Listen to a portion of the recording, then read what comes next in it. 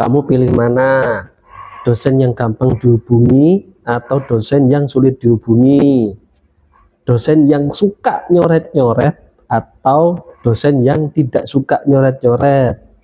Dosen yang suka ngasih revisi banyak atau dosen yang sedikit ngasih revisinya? Ayo, suka yang mana? Ini loh, ada cerita lagi nih dari Mas Renaldi ini ya. Ini dosen pembimbingnya baik nih, tapi kelewat baik gitu ya. Kelewat baik tapi dan niat lagi.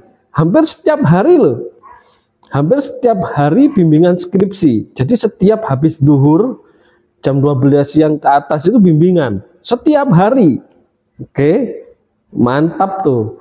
Nah, kalau nemu dosen seperti itu udah lengkap. Mau enggak kamu? Mau yang gimana? Ini cerita yang asik sekali juga. Jadi Mas Renaldi ini dapat dosen pembimbing yang kebetulan baik memang. Dosennya memang idola lah ya. Nah, kemudian bimbingan kemudian ditawari sama dosen pembimbingnya, mau cepat atau mau nyantai aja. Nah, Renaldinya bilang ya nyantai aja. Dosennya nawarkan, udah cepat aja nggak apa-apa. Oke, main cepat. Nggak apa-apa, wes diiyai sama Mas Renaldi. Lah kok ternyata kelewat cepet, setiap hari harus bimbingan. Waduh, malam ngerjakan, pagi nambahi, agak mau siang sedikit gitu ya, menjelang siang di print, bimbingan lagi setiap hari. Sampai skripsinya 200 halaman. Waduh, mantap. Itu kayak itu apa namanya? Skripsi kalau skripsi yang jurusan teknik, apalagi yang SI, ya mungkin lampirannya ya yang tebel ya. Kalau dulu saya ya sampai sebegitu juga, sampai halaman 200 halaman, tetapi yang banyak adalah lampirannya karena source code-nya zaman saya dulu source code itu harus dilampirkan. Nah, source code kalau di print kan beratus-ratus halaman tuh. Nah, tapi sekarang sudah enggak ya, itu sudah disimpan dalam bentuk CD. Dosen kelewat baik nih. Sudah enak dihubungi langsung dibales gitu ya, bimbingan tidak banyak revisi, disampaikan di sini sama Mas Renaldi. Revisinya tidak banyak, bahkan yang salah mungkin tipe-tipe tulisan aja, itu biasa lah kalau tipe-tipe ya, tulisan salah lah di tipe-tipe itu biasa ya, itu wajar ya. Tetapi yang agak menjadi tekanan sama Mas Renaldi ini adalah suruh nambahkan terus, jadi harus dijabarkan sedetail mungkin, serinci mungkin gitu loh. Ya lumayan, jadinya 200 halaman, sampai kaprodinya bilang, wah saya dulu 150, dekannya bilang 200, ini kok sampai segini gitu, kuat lah gitu. Ya akhirnya itu yang terjadi.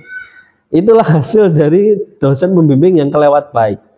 Tapi ada pula cerita yang lainnya ya, katanya ada yang sulit menemui dosen dan lain sebagainya. Jadi gini teman-teman, dan ini saya selalu menyampaikan berulang-ulang kali, notabene saat kalian menemui dosen pembimbing ataupun dosen penguji, anggap saja itu adalah pelajaran buat teman-teman, layaknya sedang menghadapi pimpinan di dalam sebuah pekerjaan.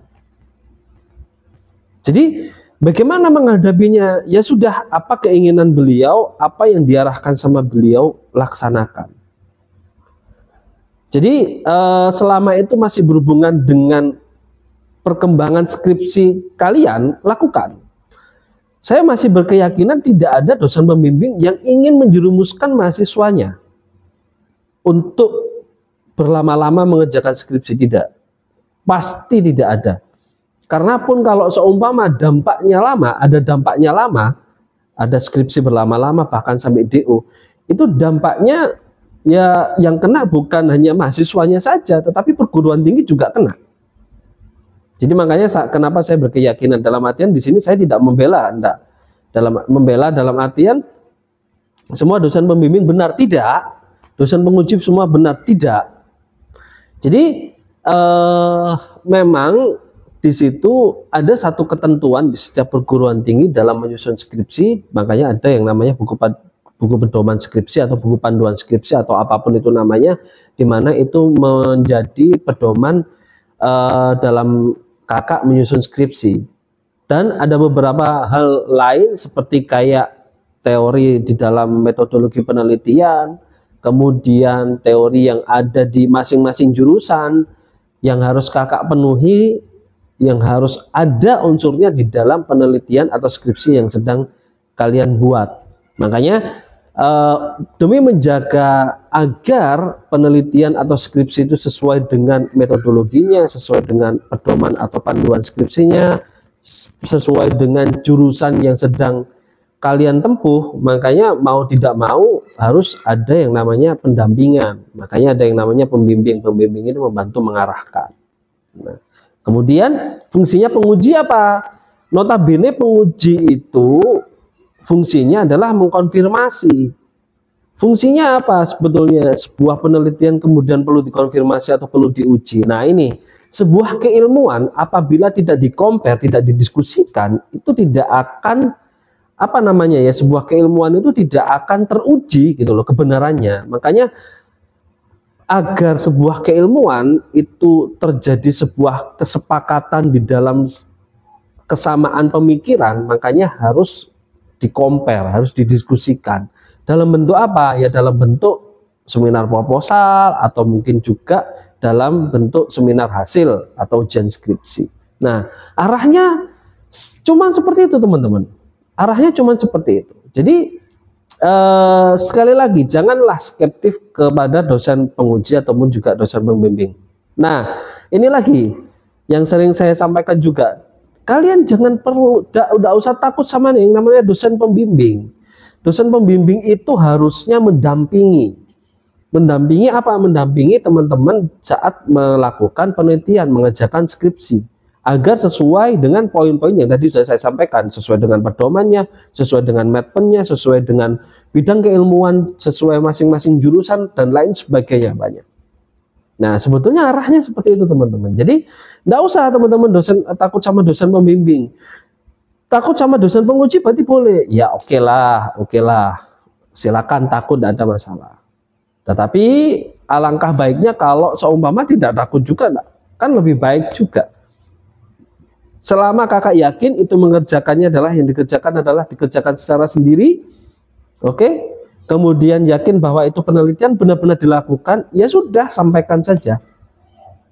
Ya normalnya blank saat ujian itu normal, sama kayak artis itu saat kalian kira saat mereka manggung di satu panggung itu mereka tidak nervous? Ya sama, semua pasti ada yang namanya istilah nervous. Tinggal bagaimana kita mengendalikannya. Kira-kira seperti itu ya teman-teman ya. Oke, kalian pilih yang mana? Dosen pembimbing yang baik atau dosen pembimbing yang sulit untuk dihubungi? Ya, semoga apapun pilihan kalian, skripsi atau penelitian teman-teman cepat selesai. Oke? Sukses terus skripsinya.